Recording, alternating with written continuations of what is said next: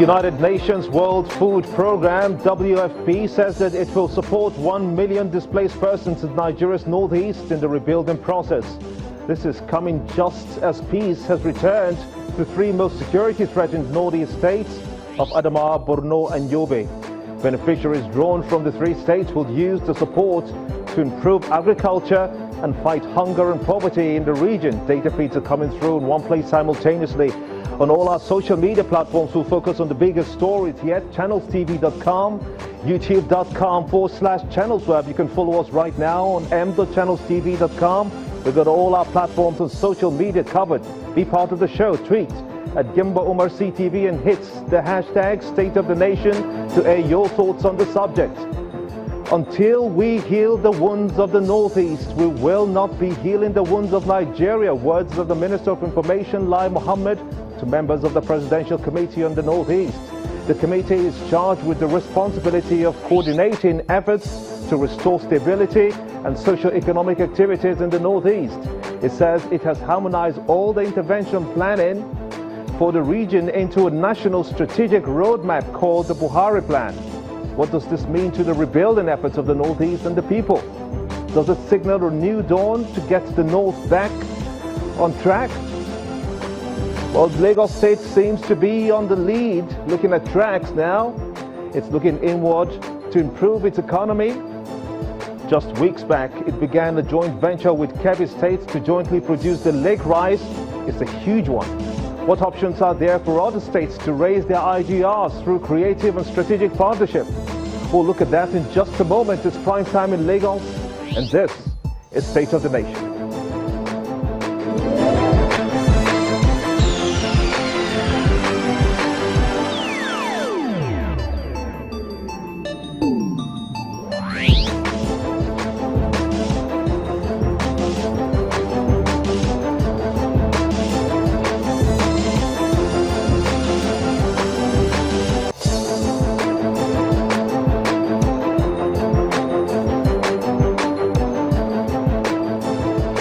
Welcome everyone in Nigeria and the rest of the world. I am Gimba Omar and this is State of the Nation. Data feeds are still coming through on our social media platforms. Tweet at Gimba Omar CTV and hit the hashtag State of the Nation to air your thoughts on the subject.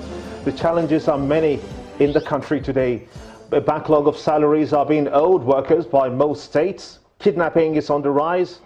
Oil prices are dismal. Commodity prices are rising as the value of the naira falls.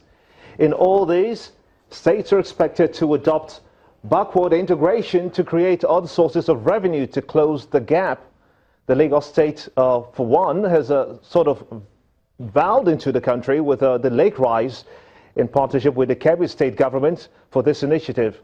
Let's take a more in-depth look at this as the Special Advisor Food Security, Gani Usani, to the Governor of Lagos State, joins me on the show, as well as from our Abuja studios, Garba Ibrahim. He's a political analyst as well as a social commentator. He joins me as well. Let's have a look at this, beginning with you here with me in the studios. The call is now more than ever before for states to look inward and try to increase their revenues and close up on the gaps. So far, Lagos State has started very well indeed. It's a commendation that has come from across the board with the Lake Rice initiative. How far do you think that this can go? Well, I'm sure it's going to go very, very far. You know, it's a product of meeting of minds between the two excellencies, the Governor of Lagos State, Mr. Akim Ambode, and his counterpart in Kebbi, Senator Atiku Bakudu. And it's also a product of good thinking, planning, and doing. And it is evident and crystal clear that Lagos State has been able to achieve this far, delivering rice, lake rice to Lagosians in the month of December. And it can only be a lot better going forward. Let's talk to Garba Ibrahim also now. He is in our Abuja studios. Only recently, the Northern State governors met in Kaduna for their meeting on the sidelines. Northern youths also protested the continuous Northern governors meeting, saying that nothing has come out of that meeting to improve the economy of the North as it's improving the economy of our Lagos state, which they made reference to. What should the northern governors be doing to improve their income sources, do you think?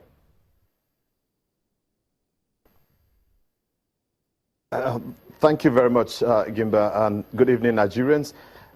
It's a wonderful thing that we are seeing this form of collaboration at this moment. And it is a typical example of what should have been existing or should have been in existence for quite some time.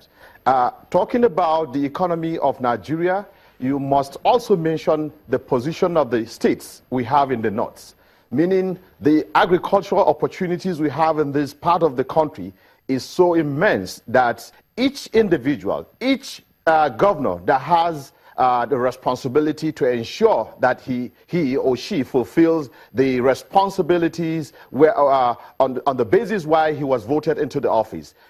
Sincerely speaking, what should have been done long ago is to kind of like create opportunities where you can decide to showcase what you have and look for those that have opportunities to give you the support. It could be the market support. It could be probably machineries that you need to harness what you have. But unfortunately, this has not been happening. But we are so happy. The Kebbi states and the Lagos have actually illustrated what should be happening.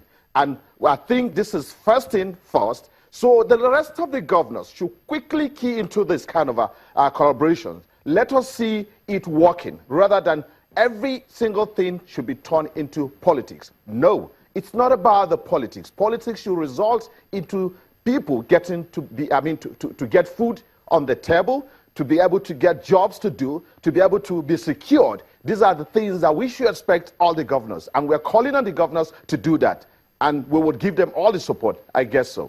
Let's go back to Mr. Ganiu in the studios. You just, maybe a couple of days back, you just saw the protest by the northern youths in Kaduna, where the governors were meeting. Lagos State has been able to work it out really nice with the lake rice in collaboration with Kebbi State. Other staple foods that we see in the Northeast coming from the Japanese envoy to Nigeria that are meeting in Abuja right now is the issue of mangoes, for instance, tomatoes, for instance, which go into perishables and waste at the end of the season. What can Lagos State do to further advance the course that it has already set? That's exactly why we're championing the issue of food security in the nation. If you look at it vividly, I'm not sure there is any office created called Office of Food Security, nationwide. So, His Excellency the Governor of Lagos State, out of deep thought, created the office in order to mitigate food shortages that is evident as a result of, one, climate change, as a result of population explosion that we're experiencing in Lagos. Very many, about over 1,000 people comes into Lagos every day, and hundreds of them stay behind to seek for livelihood. We must make provision. Are you going to go into tomato, for instance? For tomato, it's a value chain development that we have signed with Kebbi State. Agricultural commodity value chain development. It doesn't stop at rice. We have just taken the bull by the horn by commencing with rice. Other agricultural commodities are also involved. Sorghum, wheat, maize, cowpea, and even beef value chain. We will be doing all of that with Kebbi and even other interested states. For instance, we are talking about Southwest integration now. We will be collaborating with other Southwest states to ensure that we put food on the table of Nigerians. And that's how to reflate, the economy, and that's how to come out of recession. So tomato and all of this, we are doing collaboration on it such that, we can be food secured in Lagos State.